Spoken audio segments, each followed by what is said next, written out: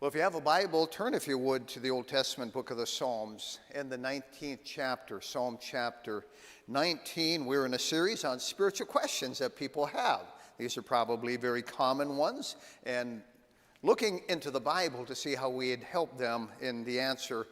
That's called apologetics, and we're engaged in a series on apologetics, which simply means defending the faith, if you will. And here in Psalm 19 and in verse number 7, we're told a couple of great truths. First of all, the law of the Lord is perfect, converting the soul. The testimony of the Lord is sure, making wise the simple. Now we have a twofold promise here, if you will, that first of all, the law of the Lord, which is another expression for the Bible, is perfect, and it is. Notice converting the soul. I call it the catalyst. It's instrumental in the conversion of the soul. The Bible, it is. So that's for the saved, but then it goes on and it says, the testimony of the Lord is sure, making wise the simple. Now that could be saved or unsaved. I know folks saved that are simple. I know folks unsaved that are certainly simple. And so where do we get truth and where do we get wisdom? Well, we go to the Bible. And we live in a world that's a mess. It's turned upside down and it's sinking and it needs truth. And notice this part, the testimony of the Lord is sure. It is sure. Notice making wise the simple. The simple need truth because we live in a world of error, world of lies, and there's a battle over truth. There's a so-called secular truth. They think they have the corner on truth. And then there's the sacred truth, the sovereign truth, or the spiritual truth, and that's biblical truth. And we know that the devil, according to Jesus, is the father of lies. And so people have been deceived. And not only have they been deceived, but they're looking, actually, unbelievers are looking for a reason to ignore the Bible so that they can justify living in sin. And don't ever forget that. There's a smoke screen, folks. Don't miss it. They like their sin, and so if they can explain away things in the Bible, they can justify their sin. Well, we need to be able to explain things from the Bible. We've covered a plethora of things, really dozens of questions here, common questions that the world has. And last time we even talked about this one, this climate change thing. Is there anything in the Bible about climate change? I don't know if you've been following the news lately, but there have been a lot in the news about the past president and this auto sign thing. Have you been following that? How many have been following that? Well, read the news today. I don't know if you caught this just today, but in the news today, they said that somebody was signing executive orders okaying environmental changes or executive orders about the environment, and the president had no knowledge of it. And so the question, who is doing this? Well, it's all about the American energy policies costing millions and millions and millions of dollars, and this question over climate change. And this really has a lot to do with the current production of energy, how we produce it, and this is passed on to you. This is going to affect you financially, and it is all based on speculation on whether the climate is changing or the world is warming up. They call it global warming. What is that? Well, it's an apparent change in the temperature throughout the world, especially over the last 75 years or so, climate change. And yes, there are currently, I underline currently, outward signs that things are getting a little bit warmer, but it's big news in the media, amongst politicians and environmentalists, and they just pound away at this thing of climate change and global warming. And ironically enough, as I was a kid growing up in the 70s, it was the opposite. We were getting colder, and they were talking about ice age, and there was even a cooling cycle, if you remember, from 2002 to 2009, and now it's global warming. So is this a real serious threat, or is this just part of cycles that are ongoing all the time? Also, is there a God who has things in control? Is there a God who allowed for fossil fuel to be in the bowels of the earth that we can bring up and use as a source of energy that we can trace back to the flood? Was he not well aware of all that? But you see, global warming and God are never mentioned in the same breath. You don't ever hear God in the picture in the scientific world. And with that, they're missing a very important piece of the picture. And it behooves us as Christian people to at least be informed a little bit when it comes to these things pertaining to global warming. First of all, don't believe everything you hear. That goes without saying. All right, there's a lot of hype, no question. There's a lot of superficial analysis out there, or skewed analysis, and kind of the same issue as creation and evolution. All right, don't believe everything you hear about evolution. This millions and millions of years stuff. We need truth. And so when it comes to global warming, I know that emotions run at a fever pitch, and the battle is not over data. It's really the interpretation of the data. And really the premise. Our premise starts with God. And you cannot believe how this changes your thinking. Our premise starts with Bible truth and the fact that we have a sustainer of everything in the world right now. And so we want to look at the data objectively. And a lot of harm is done when all these voices out there are screaming about global warming. Now, it involves carbon dioxide, CO2. It involves greenhouse gases emitting. It involves methane, and the fact that the world is getting more populated, requiring more cows to provide more food. And so, yes, we have more cows, more people, more cars, more factories than ever. Who can deny that? And the result is carbon dioxide and methane, greenhouse gases. But it is actually, and I said this last time, it's actually water vapor that accounts for 90% of the warming. And actually, in a sense, this greenhouse effect is good. If this didn't happen, I said last time the Earth would be 60 degrees cooler than it is. And that would be really bad news. We would be in an ice age, especially if you live in North Dakota, right? So besides the man-made effects on the global warming, never forget this. There are natural causes. May I repeat that? There are natural causes, and solid scientists say that 50% of all global warming that came about in the 20th century came from actually cycles within nature. I mean, the sunspots, we talked about that. And did you know that currently there is no consensus among the scientific world of anyone who can dogmatically say that we are actually experiencing some kind of human-made global warming? Data from the past 20 years says there's no convincing evidence of global warming due to greenhouse gases. And the data that says the world is going to warm up by 10 degrees by the year 2100, and that would be bad, about 75 years away, that data omits a lot of various factors. I don't know if it's conveniently or just overlooked, and yet people have latched onto the skewed data, and without any question. Well, let me just give you some facts. This we know. From 1900 to 1940, the temperature rose slightly. From 1940 to 1970s, it dropped slightly. Today, it's going up again.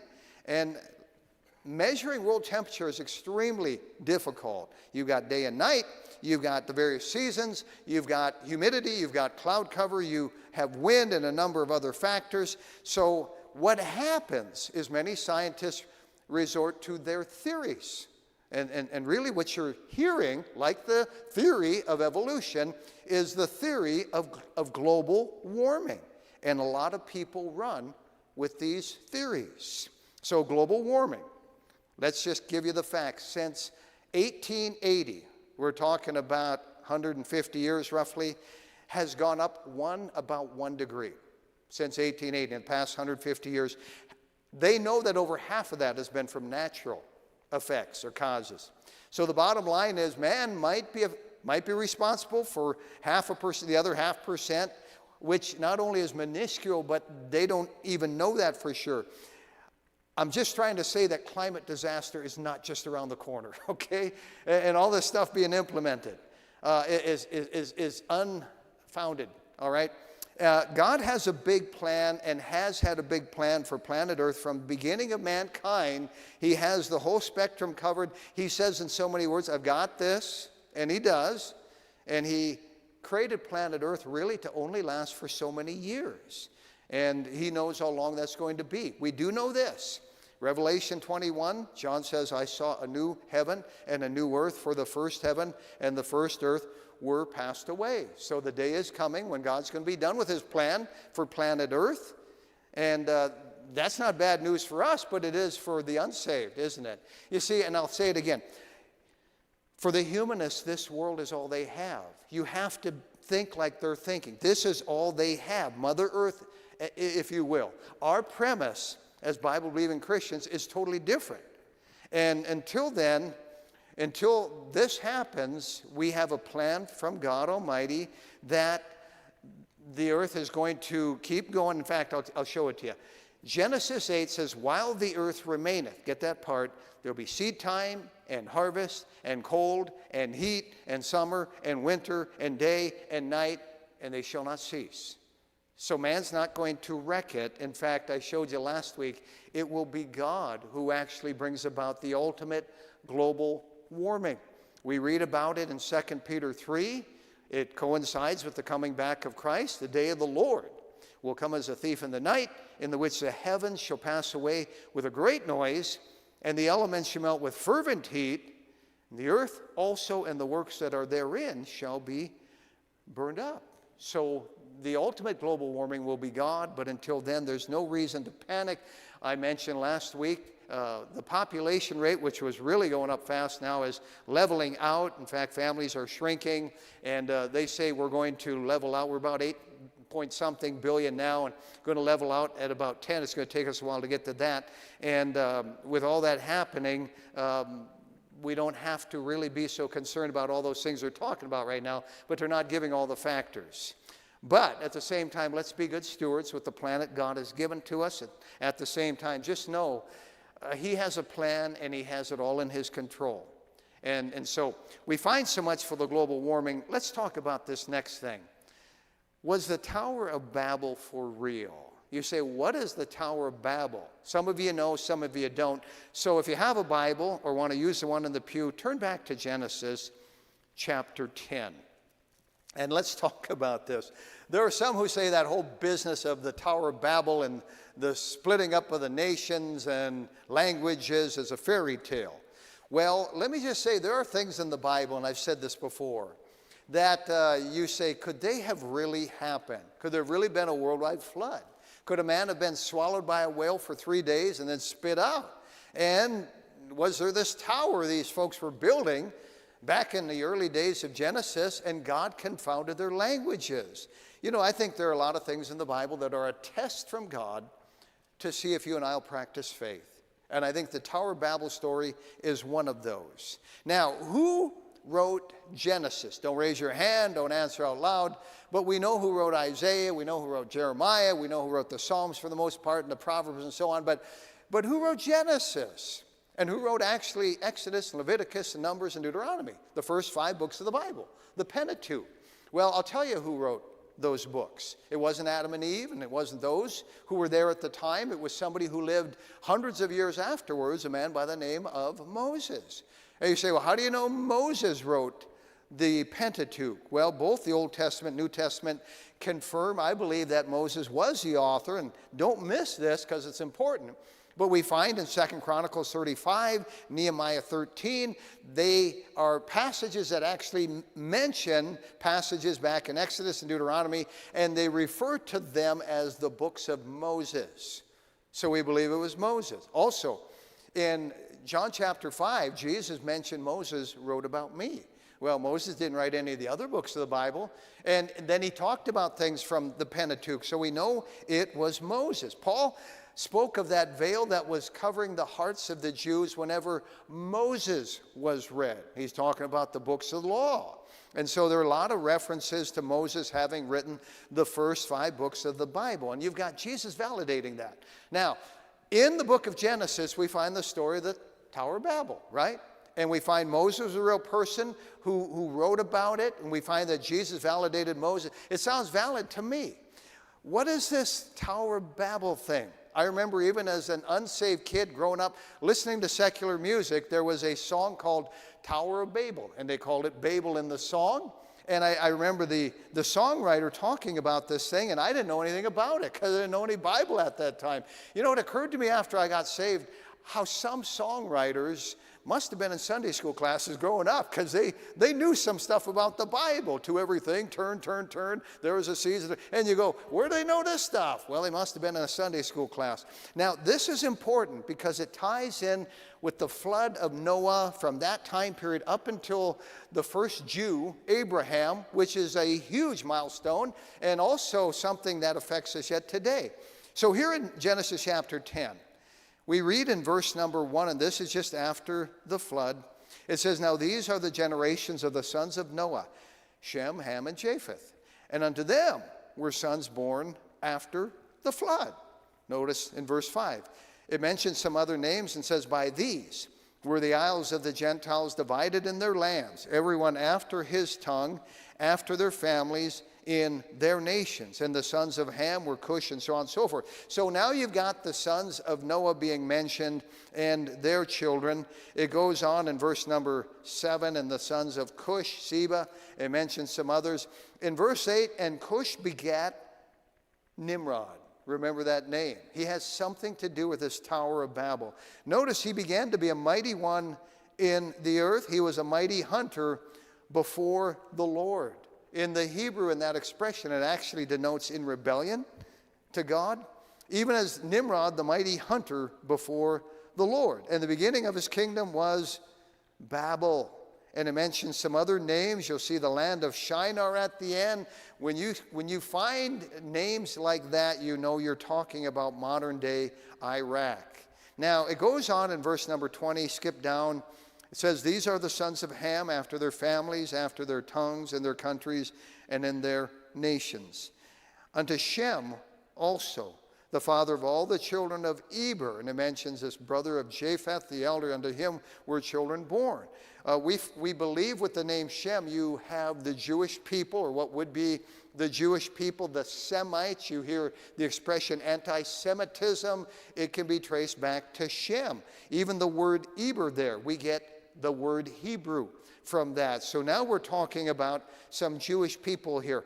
In verse 25, it says, "And unto Eber were born 2 sons." Catch this, the name of one, Peleg. "For in his days was the earth divided, and his brother's name was Joktan." And you say, what's this talking about? Well, there were some who felt that this is when the continents drifted apart after the flood. But scientists today tell us if that were to happen, it'd cause another global flood. It's mostly believed that that happened at the time of the flood, the continental drifts and the upheaval of these plates and these mountains being made and all of that with the flood. So when it talks about the earth being divided at this time, the word divided here is a word that means division of people more so. And apparently it's talking about when this splitting up of the people took place there, or divided up. And it's going to be done with languages, by making people speak different languages. We'll get to that in just a moment. But it ties in also with the genetic traits that we see in people today. And God using the certain people with certain features and giving them certain languages, and them going off in a certain direction, and the genetics mutating and so on and so forth. We've talked about that already. But notice in verse number 31, "These are the sons of Shem, after their families, after their tongues, in their lands, after their nations. These are the families of the sons of Noah, after their generations, in their nations. And by these were the nations divided in the earth after the flood." Now, the stage is set for the Tower of Babel. Chapter 11. It says, "And the whole earth was of one language and of one speech. And it came to pass as they journeyed from the east that they found a plain in the land of Shinar, and they dwelt there. And they said one to another, Go to, let us make brick and burn them thoroughly. And they had brick for stone, and slime had they for mortar. And they said, Go to, let us build us a city and a tower, whose top may reach unto the heaven, and let us make us a name, lest we be scattered abroad upon the face of the whole earth. And the Lord came down to see the city and the tower, which the children of men builded. And the Lord said, Behold, the people is one, and they have all one language. And this they begin to do. And now nothing will be restrained from them which they have imagined to do. Go to, let us go down, and there confound their language, that they may not understand one another's speech. So the Lord scattered them abroad from thence upon the face of all the earth, and they left off to build the city. Therefore the name of it is called Babel, because the Lord did there confound the language of all the earth, and from thence did the Lord scatter them abroad upon the face of all the earth. And funny enough, today we still call it babbling. He's just babbling, in other words, we don't understand him. And we find it taken here from this. In verse 10, it goes on. These are the generations of Shem. There's the Semites. Shem was 100 years old and begat Arphaxad 2 years after the flood. Notice verse 16. And Eber lived 430 years and begat Peleg. Now there's that guy, and it mentions the division took place at the time of him. Skip to verse 23. And Serug lived after he begat Nahor 200 years and begat sons and daughters. And Nahor lived 29 years and begat Terah. And Nahor lived after he begat Terah 119 years and begat sons and daughters. And Terah lived 70 years and begat Abram. Now it's getting familiar. Nahor and Haran.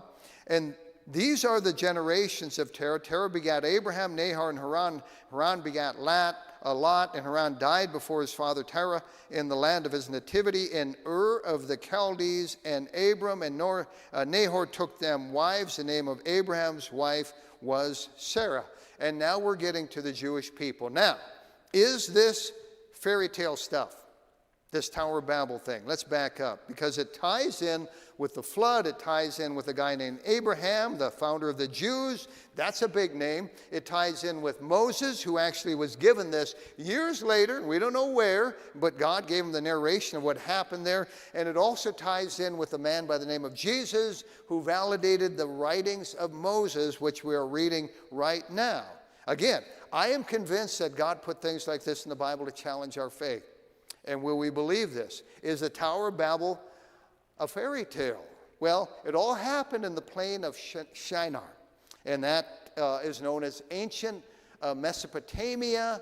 Today it's modern-day Iraq, and the time period, don't miss this, is about 110 years after the flood. So that's not real long, 110 years ago. You think about that. You're in the early 1900s, if you will. It happened at the time of Peleg. Josephus, the Jewish historian, shortly after the time of Christ, nearly 2,000 years ago, acknowledges this person and, quote, the dispersion of the nations to various countries. He said it was a fact. So here we have a date, don't miss this, about 2250 BC. And that's when the Tower of Babel took place. About 2250 BC. We're not talking about millions and millions of years ago. In fact, to give you an overview, creation took place about 6,000 years ago, according to the Bible. The flood took place about 4,300 years ago, according to the Bible. The Tower of Babel, about 110 years later, 4,200 years ago. Abraham, about 4,000 years ago. Moses was about 500 years later, and these are all roughly about 3,500 years ago. David, the sweet psalmist, lived about 3,000 years ago, about 1,000 BC, and Jesus 2,000 years ago. All right? Now, during the days of Peleg, folks who had probably been around about 110 years after the flood settled in the region of what is today Iraq. And if you look at Mount Ararat, where the ark came to rest, and you go south there a little bit, not that far, you're in modern-day Iraq. And evidence from all around the world, don't miss this, it points to folks migrating from this very area to where they are now. There are traditions in Egypt, in Greece, in the Middle East, Europe, South America, China, India, and they all came from that area. And they brought something with them. And this is what it is. Those are all over the world. Ziggurats. And you say, well, what does this have to do with everything? We're talking about the Tower of Babel here, okay? You say, well, I'm picturing something like the trade towers, a skyscraper. No, I don't believe at all that's what the Tower of Babel was. I believe it was a ziggurat. And basically pyramidal in shape. It's a migdal, according to the Bible. And you say, well, where's the ruins of the original Tower of Babel? Well, I'm not sure, but I am pretty sure they're right here. You say, is that actually it? No, it's under that. Because in the 18th century BC, there was a king by the name of Hammurabi. How many have heard of Hammurabi and his law? And honestly, not bad, but he was a Mesopotamian king before Nebuchadnezzar. And tradition and history tells us that he picked up on the foundation that was already there and kept building this thing and built it into this. And actually Nebuchadnezzar even built more on it about the time of Nebuchadnezzar. So I believe the Tower of Babel is behind me, but it's the base of this thing. And you will find in Europe and Africa and South America and China and India these ziggurats. Now, why did Nimrod and company want to build a tower? You say, well, they're probably afraid of another flood. And it would make sense that they get this big pyramid so a lot of people get up higher in case the flood comes again. No, I don't think that's it, because they would not have built it in the plain of Shinar. That's like a valley. They'd have gone up on a mountain to do that. Plus, we're only 100 years roughly from the time of Noah and a promise that God would never flood the world again. And word of mouth had gotten that. I mean, word of mouth easily over the past 100 years. There are a lot of things we know by word of mouth. And they could even see the rainbow in the sky. So I don't think they're worried about getting higher. I think there was another reason for them doing this. And the reason being is pyramids like this are a part of pagan, heathen worship. In fact, in Genesis 11, here in verse number 4, they said, "Go to, let us build a city and a tower, whose top may reach unto the heaven." And this was part of getting higher to worship. Now, the goal was, if you read on in verse 11, "Let us make us a name, lest we be scattered abroad upon the face of the whole earth." They said, we want to hunker down here and we want to just all stay together and not get all scattered.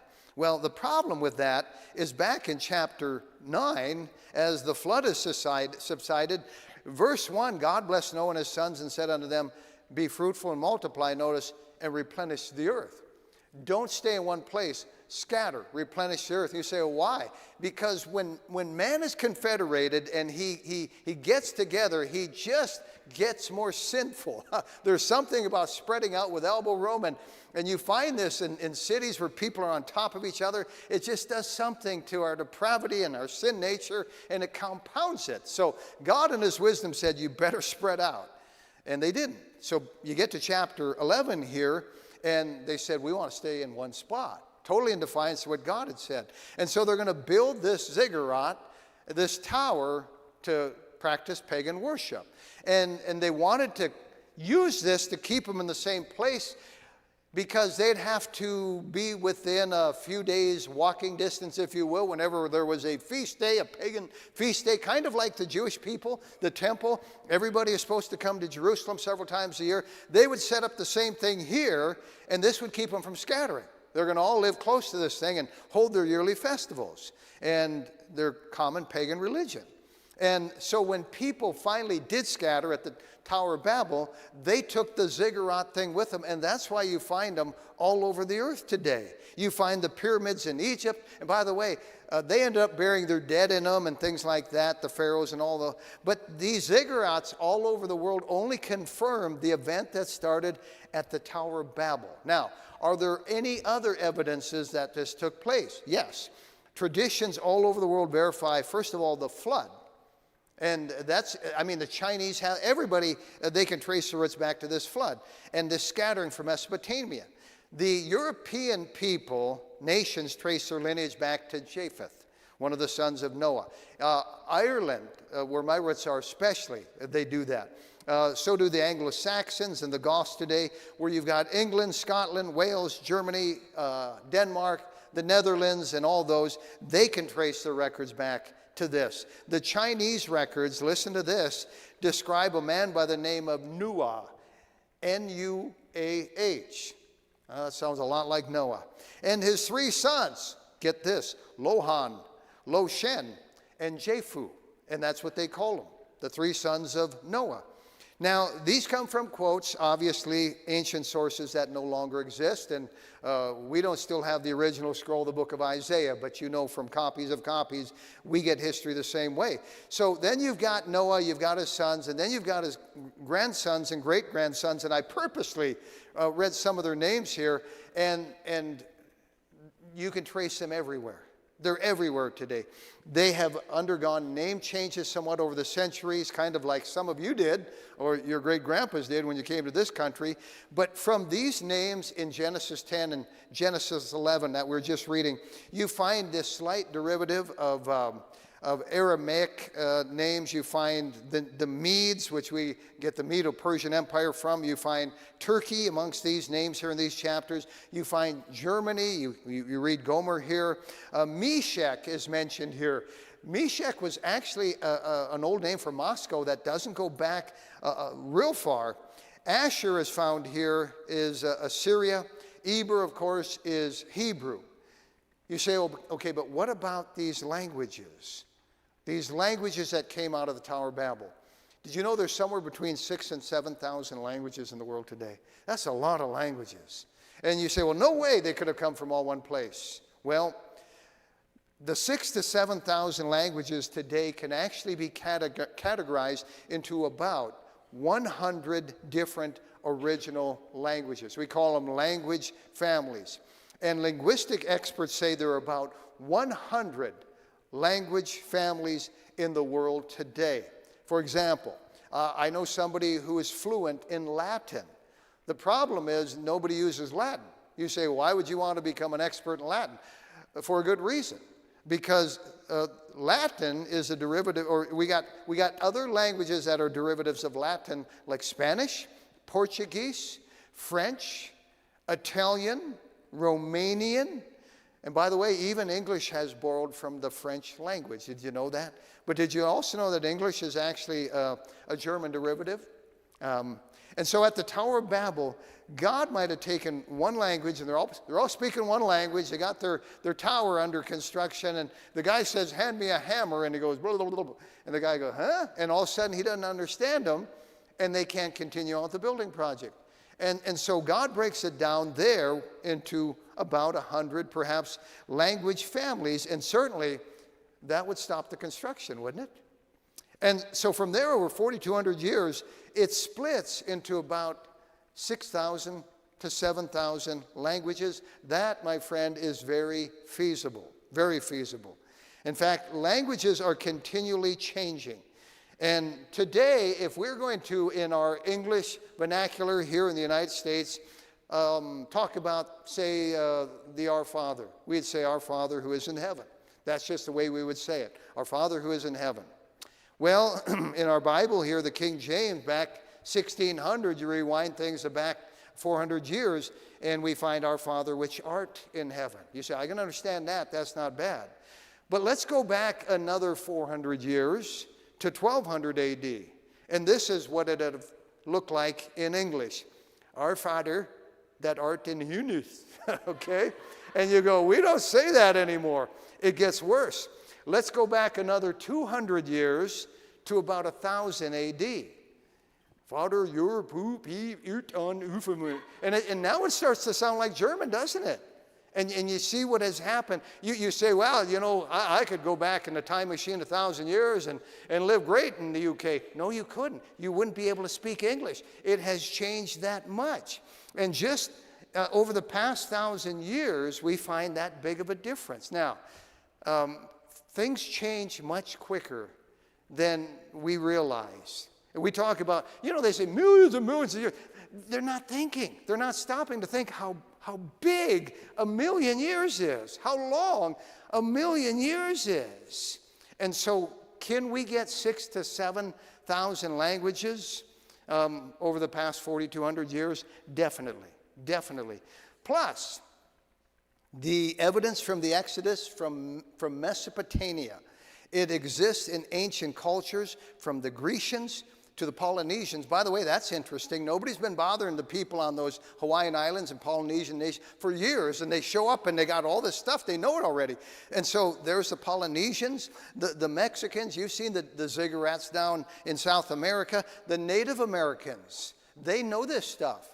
The Egyptians, the Chinese, there's a plethora of people, and they all have the same story, and they didn't consult with each other. And you say, well, how did that happen? Well, the Bible's true. And I think it's another test from God to believe in him and to believe in his word.